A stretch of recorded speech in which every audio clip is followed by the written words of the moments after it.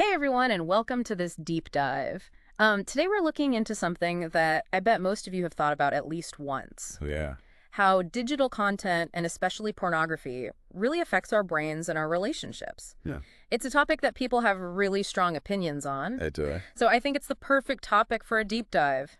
We can untangle some of the different arguments and maybe even uncover something you wouldn't expect. Sounds good. We're not here to judge, just try and understand it all. Tape, absolutely. And to do that, Right. we've got some amazing firsthand insights for this deep dive. Oh, We're going to be looking into a roundtable discussion that featured a urologist who sees the real-world effects of this every day, a psychiatrist specializing in addiction, and get this, an entrepreneur from the adult film industry. wow. That's quite the mix. I know, talk about a range of perspectives. For sure. And what I find so interesting is how right from the start, Yeah.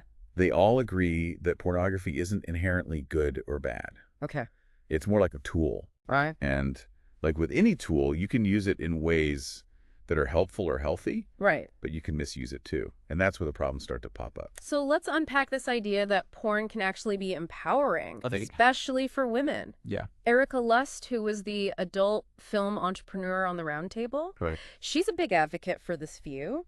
She talks about how it can be a tool for self-discovery, helping people break free from those societal expectations about what pleasure should look like. You know, that actually links to a much larger cultural shift that we've been seeing. What's that? It's been going on for decades now. Right. We have more sexual liberation. Yeah.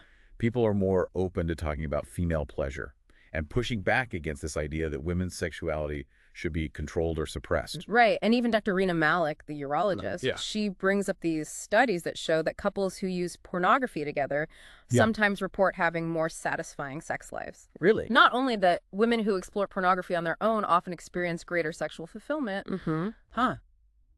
That's interesting. It makes sense when you think about it. They're learning more about what they enjoy. Yeah, I guess that makes sense. But we have to hold two ideas in our minds at the same time. Okay. On the one hand, there's potential for empowerment, but on the other, there are definitely downsides that we can't just ignore.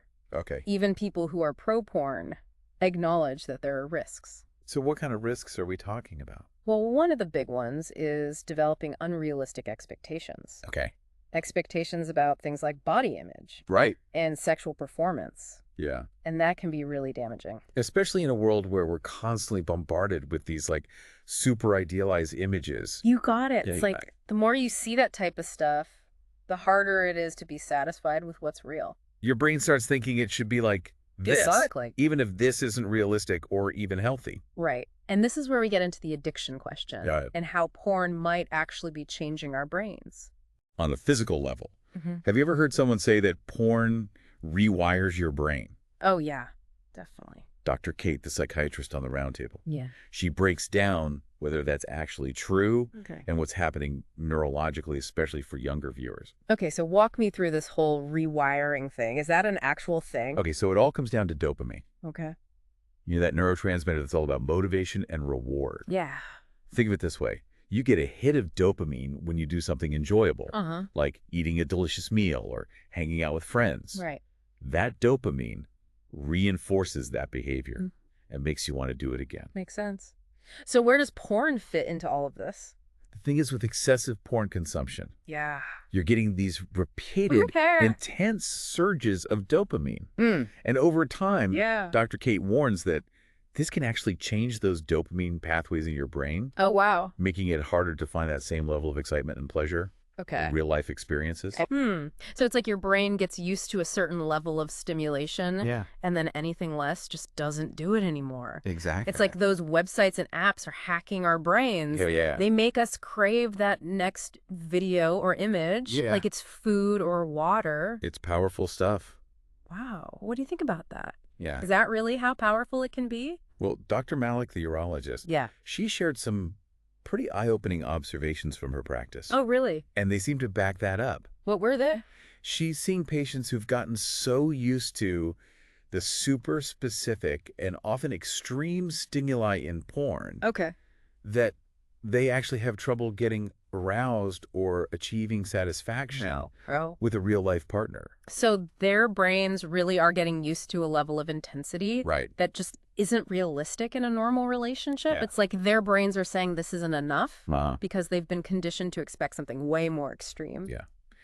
And that can manifest in some serious ways. Like what? We're talking about things like performance anxiety, Right. difficulty getting aroused, even cases of what's called psychogenic erectile dysfunction, Wow. where the mind influenced by porn Right. is actually creating a block. It's wild. It really makes you think about how our digital experiences are bleeding into our real world intimacy Definitely. in ways we might not even realize. I mean, Yeah. how many people are out there struggling with It's this hard to say. and don't even know where it's coming from? Yeah, that's a really good question, and it's something that we'll be looking into more deeply Okay. in the next part of our deep dive. Okay, cool. We're going to explore the broader impact of technology on our relationships and expectations, Okay. particularly as these platforms become even more sophisticated Right. and immersive. Oh, man, that sounds intense. I'm definitely ready to go deeper. Let's do it. Ugh. Welcome back. Yeah. It's fascinating to think about how technology, Yeah. beyond just pornography, Right. is shaping how we understand intimacy and connection. You know, when we were talking about those dopamine hits and how they play a role in addiction, Right? it made me think about how that applies to all kinds of tech, not just porn. It's not just about getting pleasure. Okay. It's about how our brains are literally wired to chase rewards. Yeah. And these Right. platforms are designed to exploit that. Oh, absolutely. Yeah. Think about the way social media is set up, Okay. or video games, even dating apps. Right. They all use these systems of variable rewards. Yeah. Okay. So what do you mean by that? Okay, so imagine you're scrolling through your feed, Uh-huh. hoping to see a notification, Yeah. or you want to see a bunch of likes on your post. Right. And then when you get it, Yeah. bam, Uh-huh. dopamine hit. Right. Same thing, when you level up in a game, Yeah. you get that rush of achievement. Hmm. These intermittent rewards are surprisingly powerful. It's like they're tapping into something really primal, you know? That deep-seated desire for connection, for validation, for a sense of accomplishment. And the Right. crazy thing is these platforms are getting better and better Oh, yeah, at figuring out how to play that game. That's right. Yeah. We're talking about algorithms designed to keep us scrolling, to personalize our experience, Right. to make it almost impossible to resist. It's scary. And it's not just the content itself. Okay. It's how it's all delivered. Okay. The constant notifications, Right. that never-ending scroll, Yeah. that feeling that you're going to miss something amazing Right. if you look away. Oh, yeah. I totally get that. It's all very deliberate. So knowing all this, it makes the conversation about virtual reality and AI Yeah. even more mind-blowing. Oh, yeah. It's like, if we're already struggling with how these platforms are affecting us and now W, Right. what happens when they become even more immersive, even more realistic, especially when it comes to intimacy For sure. and relationships? Well, there are already studies showing that VR porn can create a much stronger feeling Okay. of connection and desire Really? than traditional porn. Why is that? It makes sense, right? Okay. You're not just watching anymore. Okay. You're immersed Right. in the experience, interacting with it in Yeah. a way that feels more real, Uh-huh. more personal. So thinking ahead, Right. as this technology just keeps getting more and more sophisticated, Yeah. what could that mean for relationships in the real world? Oh, well, that's a big question. I know it sounds kind of crazy, but Yeah. is it possible that people will start to prefer It's possible. these curated, customizable virtual experiences Yeah. over the complexities and the messiness Right? of actually connecting with another human being? It's a valid question. We can't just dismiss it. Right. I mean, we're already seeing a trend Yeah. of people spending more time in online worlds. Right. Like in gaming and social media. Exactly. Whether it's gaming, social media, VR, Uh-huh. and the more these experiences can mimic or even surpass Mhm. real-life interactions, Yeah. the more tempting they become. Right. Especially for people who already struggle with things like social anxiety Yes. or loneliness or have a hard time forming relationships offline. That's right. It's almost like we're heading towards this future Yeah. where people can design their ideal partner, Hmm. someone who's always there for them, Right. never disappoints, Uh-huh. and fulfills their every need. It does sound a bit like a science fiction movie. I know, but is that really what we want? Right. I mean, is that even real connection? That's the million-dollar question, isn't it? Haha, I guess so. And it's something we need to be thinking about right now Yeah. before this technology gets so advanced that we can't control it anymore. Right. Because technology can obviously enhance our lives in so many ways. Absolutely. But we can't lose sight of what makes us human. Okay, what's that? The messy, unpredictable, Yeah. and, yes, beautiful complexities of real-world connection. So well said. Thank you. This brings us to another part of this conversation Right. that might sound a little dystopian, Uh-oh. but is worth thinking about. Okay, I'm listening. The impact of all of this Yeah. on how humans have children. That's interesting. Is that even something we need to be worried about? It's definitely something to consider.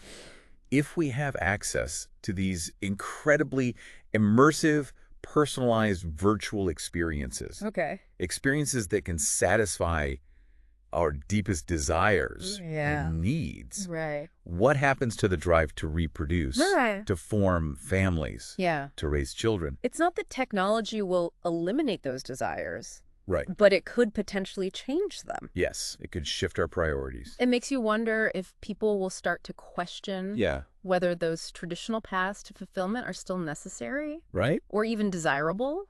That actually ties into something we talked about earlier. What's that? That trend of more and more people choosing to be single Oh, yeah. and the decline in marriage rates. There are a lot of reasons for this. Yeah, for sure. But it seems impossible to ignore the role that technology might be playing. Right. We're living in a time where it's easier than ever Yeah. to connect with people online, Mhm. to explore different types of relationships, Right. to delay or even opt out of those traditional commitments. For sure. Like marriage Exactly. and having kids. And as technology keeps evolving Right. and offering even more ways to fulfill our social and emotional needs, Exactly. it seems likely that we'll see these trends continue. I think so. It's almost like we're part of this massive societal experiment, Yeah. and we're not quite sure what the results will be. But it seems pretty clear that we need to be having these conversations, Oh, yeah. exploring the complexities, Absolutely. and really thinking about the implications. Yes. Both the positive and the negative. Right, of all this rapidly evolving technology. I agree. Yeah. This is why this deep dive is so important. Right. It's not about being afraid of technology Yeah. or rejecting it completely. Okay. It's about understanding what's happening, Right. being aware of the potential downsides, Mm. and making conscious choices Mhm. about how we want to engage with these tools, Right. both individually and as a society. So knowledge is power. Exactly. The more we understand, the better equipped we are to Mm-hmm. make those choices. Okay. So we've covered a lot of ground already, Yeah. from the science of addiction to the Uh-huh. rise of VR and AI and Mm. how all that could affect things like relationships Yeah. and even having kids. It's a lot to think about. But there's one more piece of this puzzle I think we need to talk about. Okay, what's that? Education and awareness. That's where it all comes together. Yeah. Because if we want to navigate this digital world in a way that's healthy, fulfilling, and sustainable, Okay. we need to start by understanding ourselves, Okay. our brains, Yeah. and how these technologies are designed to influence us. To influence our thoughts, feelings, and behaviors. That's right. And it's not just about individual awareness. Right. It's about having those open and honest conversations with our Yes. partners, Oh, our well. families, and communities. It's about breaking down the stigma, Right. creating safe spaces to talk about these things, Yeah. and recognizing that this is something we need to figure out together. We need to work together. Absolutely. Right. It's about acknowledging that technology is here to stay, Uh-huh. and instead of trying to fight it, Right. we need to learn to use it in a way that helps us, Right. that makes our lives better, Yeah. and strengthens our connections, That's it. both with ourselves and each other. Okay, so we've laid out the challenges. Yeah. Talked about how complex all this is. For sure. But now I'm really curious. Okay. What can we actually do about it? That's a great question. Where do we go from here? Well, that's where it gets really interesting, Okay. because the solutions aren't simple. Right. They aren't one size fits all. It's not about finding a magic bullet or some policy that fixes everything. Right. It's going to require a much more multifaceted approach, Okay. something that addresses these issues on different levels, Okay. from individual choices all the way up to society as a whole. So if we were to try to break that down, Okay. where do we need to focus our attention? Where can we actually make a difference? One of the most important things is education, Okay. especially for younger people. So like kids and teenagers. Exactly. We need to start having those open and honest conversations Okay. about sex relationships, Mhm. technology, Okay. and the potential risks and rewards of Yeah. navigating this digital landscape. It's about giving them the knowledge and the skills to make smart choices, Uh-huh. set healthy boundaries, Right. and recognize those warning signs if something's becoming a problem. Yes. And it's not just about memorizing facts. Okay. It's about developing critical thinking skills, Right. media literacy, Yeah. being able to tell the difference between fantasy and reality. And that education needs to be ongoing. Oh, definitely. It needs to change Yeah. along with the technology itself. Right. It's not a one-time conversation and you're done. Right. This needs to be part of our schools, Yeah. our communities, Mhm. even within our families. It's about creating a culture where these things aren't taboo, Absolutely. where people feel safe asking questions, Yeah. sharing their experiences, Yeah. and asking for help if they need it. That's right. And that's where parents and caregivers play a huge role. Okay, so what can parents do? Well, it's not about knowing every single platform or app. Okay. It's about being present, engaged, Right. and willing to have those tough conversations, even when they're a little uncomfortable. Right. So set good examples. Yes, exactly. Model healthy digital habits Uh. and make sure that the environment at home Right. is one where technology is used in a balanced and Gotcha. intentional way. It's about those everyday interactions, Yeah. the talks around the dinner table, the screen time limits you set, Yeah. the way you talk about your relationship with technology. You're teaching by example, That's right. showing them that it's possible to engage with all of this Yeah. in a way that's healthy and enriching Mm-hmm. without letting it take over your life. Exactly. Like anything else, moderation is key. Okay, so we've talked about education, Right. but what about the bigger picture stuff, Well, like policies yeah. and regulations? That's a crucial part of the solution as well. Okay, so what are we talking about here? We need to be having serious conversations Okay. about how to protect children from harmful content online, Right. how to regulate these platforms Okay. so that they're operating ethically, Mm-hmm. and how to create a digital environment Yeah. that supports well-being Hmm. instead of exploitation. I imagine those are some pretty tough conversations to have. They are. Yeah. They're definitely complex, Hmm. and there aren't any easy answers. Okay. But one thing is clear. What's that? We can't just rely on these companies to regulate themselves. Right. We can't just hope that they'll do the right thing on their own. Okay. We need to demand more transparency, Yeah. more accountability. Right. We have to hold these platforms responsible Yeah. for the impact they're having Right. on people and on society as a whole. So it's not just about restrictions and regulations. Right. It's also about supporting positive alternatives, Exactly. like investing in research, Yeah. developing new technologies that actually promote well-being, and creating opportunities for people to connect in meaningful ways offline. That's exactly right. Yeah. We have to actively cultivate a culture Mm. that values those real-world experiences, Okay. those face-to-face interactions, and those strong social bonds that are so essential for our well-being. Right. It's about remembering that technology is ultimately a tool. And like any tool, it can be used for good or for bad. That's right. The choice is ours. Wow. That's a powerful thought to keep in mind. Mm. We've covered so much in this deep dive. Yeah, it's been a lot. But the biggest takeaway for me is that Yeah. we actually have more power than we think. I think so too. We get to make choices that shape our relationship with technology, Absolutely. choices that protect our well-being, Uh-huh. and choices that help us foster those genuine connections with each other. I couldn't agree more. And it's important to remember this isn't about being perfect. It's not? It's about progress. That's right. It's about those small, everyday choices. Yeah. Those mindful moments, the boundaries we set, Absolutely. connections we nurture. It's about showing up in the real world, Yeah. being present with the people around us, Right. and embracing all that messy, beautiful complexity of being human. I love that. And on that note, we're going to move into the final part of our deep dive. We're going to get really practical Cool. and explore some concrete strategies for navigating this digital world Okay. in a way that's empowering and fulfilling Right. and in line with our values. That's good. We'll talk about mindfulness, Yeah. the importance of setting boundaries, Okay. and the incredible power of human connection. Okay. Stay with us. Welcome back for the final part of our deep dive. We've definitely explored some pretty heavy stuff. Yeah, it's been a lot. the signs of addiction, Mhm. the rise of virtual reality, and what all this could mean for human intimacy. Right. It's a lot to think about. But now I'm really interested in getting practical. Yeah. What can we actually do to navigate this digital world in a way that's healthier, more fulfilling? Even though these challenges feel huge, Yeah.